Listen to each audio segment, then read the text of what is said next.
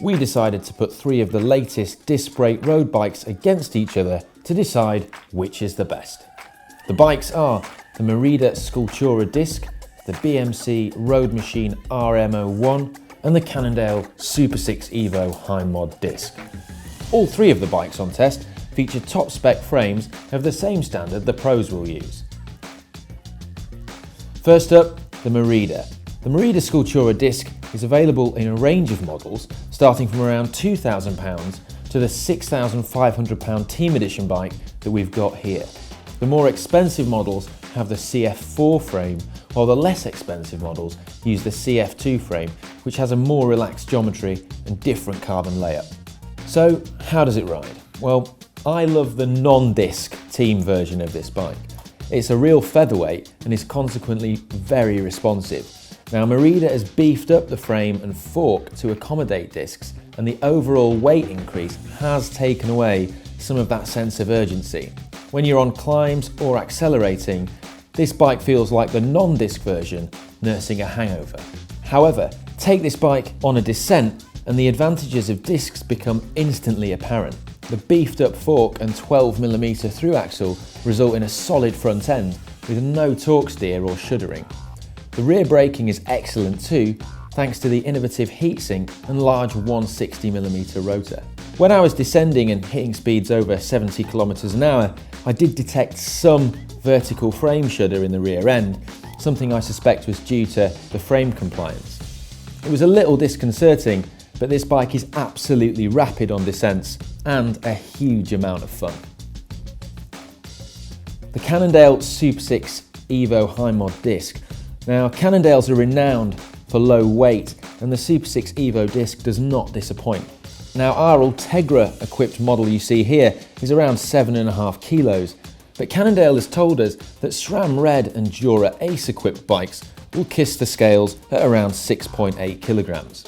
Like the Merida, the Cannondale has been completely redesigned and laid up to accommodate discs and deal with the added forces that they create throughout the frame.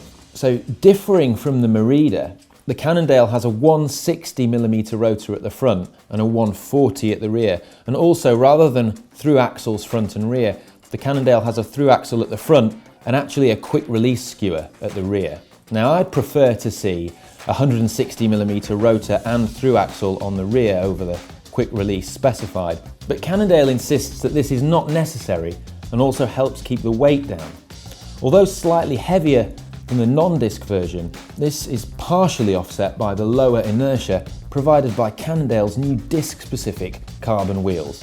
Now without a brake track, the rims can be lighter and the wheels impress me. They complement the bike well with the wide rim width which increases the tyre contact patch. Overall, I'm a fan. The engineers have done a great job of retaining the sublime assured handling of the non-disc version. It may not be as nimble when ascending, but like the Merida, it is certainly faster and more fun when descending. Finally, we have the BMC, which differs from the other 2 bikes here in one crucial respect. It was a bike originally conceived and designed from the ground up as a disc brake machine. The result is a bike that feels like it should always have had discs. The ROADMACHINE scores high marks for versatility too. There are aerodynamic features, including the rather cool leverless through axles, and the bike is really comfy too, something in part down to the deflection offered by the D-shaped seat post. There is also a choice of 2 headset spaces to tailor to the geometry, whether you want a sporty or racing setup. I instantly felt comfortable on the BMC. It's beautifully poised and balanced with a solid feel. It's lively and fun, but without being twitchy. And if Kermit the Frog green is not for you, then there's also custard and some more conservative colours as well, such as black. So, which is the best?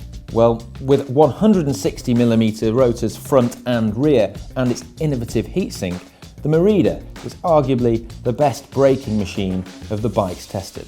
It performs superbly on descents and instantly pushed me up Strava downhill leaderboards from mid-table mediocrity to the top 10%. The Cannondale is the lightest option here and felt the best on the climbs. Being so light, you don't really feel at such a disadvantage as you do on other disc brake equipped bikes. The BMC is arguably the best all-round option. For those wanting versatility, this is the bike. It's the most comfortable on test and can also have either, as we've mentioned, a sportive or race setup. The handling is superb, it's pretty aerodynamic, and perhaps most important of all, it's great fun. Now, I was against disc brakes on road bikes initially, but they've come a long way in a short space of time. And all three bikes we have here are great, and your choice will depend on your exact needs. As for me, I'll take the BMC ROADMACHINE in custard, please.